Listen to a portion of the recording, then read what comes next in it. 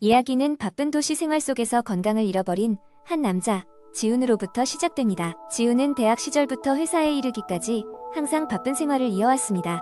아침은 대충 커피 한 잔으로 때우고, 점심은 맛있는 패스트푸드로 배를 채우며, 저녁은 피곤함을 이유로 배달 음식을 시켜 먹곤 했습니다. 그러다 보니 체중은 점점 늘어나고 체력은 떨어졌으며 당뇨 전 단계라는 판정을 받기에 이르렀습니다. 이러한 상황에 지훈은 건강을 회복하기로 결심했습니다.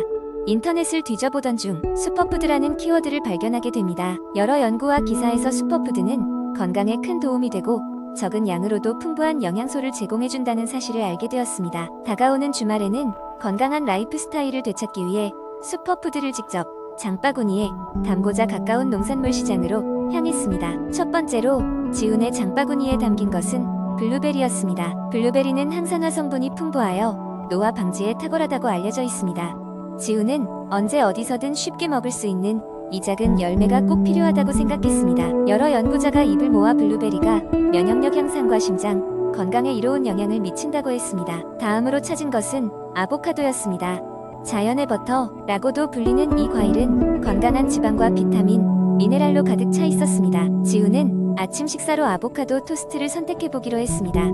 날카롭게 노화를 방지할 뿐만 아니라 피부 건강에도 좋다는 소문이 그를 끌어들였습니다. 지훈이 세 번째로 선호한 것은 녹차였습니다. 폴리페놀과 카테킨이라는 성분 덕분에 녹차는 다이어트에도 도움이 된다는 것을 알고 있었지만 정작 경험해보지 못했던 것입니다.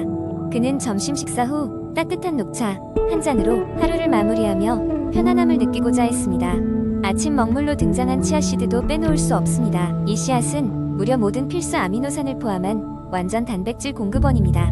지훈은 치아씨드를 요구르트와 섞어 간편하게 아침 식사로 즐기기로 했습니다. 오메가3 지방산과 섬유질이 풍부하여 소화 건강에도 도움을 줄 것이라는 기대감을 가졌습니다. 다섯 번째는 사과였습니다.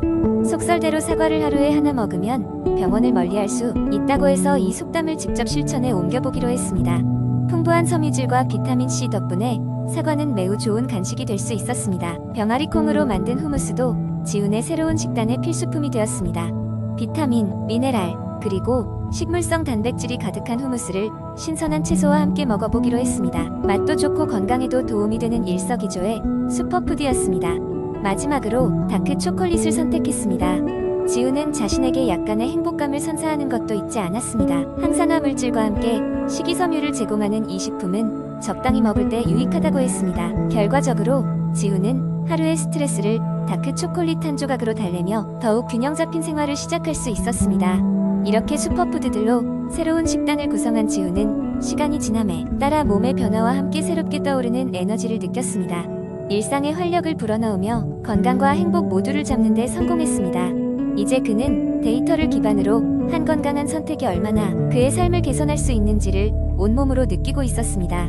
두 번째 이야기, 한적한 시골 마을. 어디에서도 볼 수 없을 것 같은 작은 농장이 있었다. 이 농장은 특별한 비밀을 간직하고 있었으니 바로 오메가3가 풍부한 식재료를 키우는 곳이었다. 마을의 대부분 사람들은 이러한 건강한 기름의 존재를 알지 못했지만 농부 정수 아저씨는 오메가3가 얼마나 귀중한지 오래전부터 깨닫고 있었다. 정수 아저씨는 매일 아침 해가 뜨기 전에 일어나 농장에서 직접 키운 아마씨와 청어로 만든 오이를 섭취했다. 그는 어느 날 자신의 건강이 남들보다 월등히 좋다는 사실을 깨달았다. 평소 농장일로 많은 힘을 써야 해도 정수 아저씨는 다른 사람들보다 훨씬 덜 피로해했으며 감기에 걸려도 금방 회복하곤 했다. 하지만 그가 가장 놀라운 경험을 한 건 몇 년 전 한 여름이었다. 마을에 알 수 없는 전염병이 돌기 시작했는데 아이부터 어른까지 고열과 기침으로 고생했고 병원은 멀리 있어 치료받기도 쉽지 않았다. 이상하게도 정수 아저씨만이 이 병에 걸리지 않은 것이다. 그는 자신의 건강 비결이자 치료법으로 알려지지 않은 비밀 기름 오메가3 덕분이라는 것을 깨달았다. 마을 사람들은 처음에는 오메가3의 효능을 믿지 않았지만 시간이 지남에 따라 정수 아저씨의 농장에서 제공하는 오메가3 식재료를 사용하기 시작했다. 특히 심장 질환을 앓고 있던 마을의 할머니 한 분은 이 기름을 꾸준히 섭취하면서 심장이 전보다 안정적으로 회복되는 것을 경험했다. 이러한 경험담이 퍼져나가면서 마을 주민들은 서서히 오메가3의 중요성을 인식하기 시작했다. 시간이 지나면서 마을 곳곳에 아마씨와 청어를 재배하는 작은 텃밭이 늘어나기 시작했다.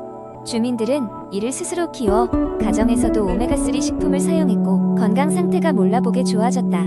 이 깨달음은 마을 사람들이 서로의 건강을 돌보고 함께 나누게 했으며 더 나아가 농장 투어 프로그램을 개발하여 외부에서도 방문자를 모으기에 이르렀다.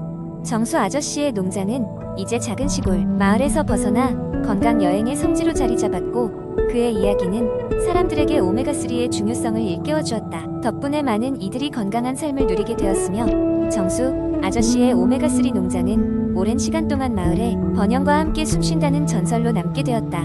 세 번째 이야기, 갱년기는 많은 사람들에게 미지의 세계처럼 다가온다. 누구나 인생의 한 시점에서 만나게 되는 이 변화의 시기는 각기 다른 모습으로 다가오고 그 감정의 스펙트럼은 무궁무진하다. 이 글에서는 갱년기에 흔히 느낄 수 있는 증상들과 이를 극복하는 데 도움이 되는 방법들을 긴 여정을 통해 탐구해 볼 것이다. 첫 장에서는 초기 증상에 대해 이야기해보자.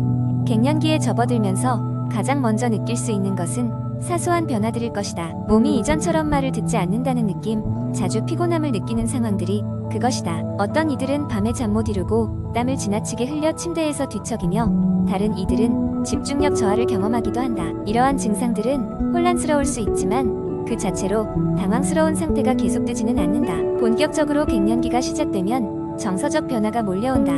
작은 일에도 화가 나고 때로는 우울감에 빠지기도 하며 설명할 수 없는 슬픔이 밀려오기 마련이다. 이러한 감정은 자신뿐만 아니라 가족들까지도 어려운 상황으로 몰고 갈 수 있다.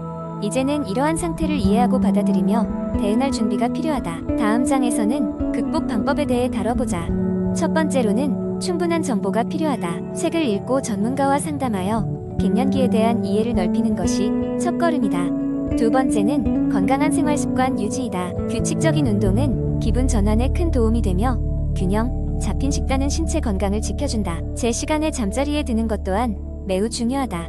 세 번째로는 마음 건강에 신경 써야 한다. 요가, 명상과 같은 자기 돌봄 활동은 정신적인 평화를 찾는 데 도움이 된다. 또한 사회적 관계가 중요한 역할을 한다는 것을 강조하고 싶다. 친구나 가족과의 대화를 통해 감정을 공유하고 서로를 이해하는 시간이 필요하다.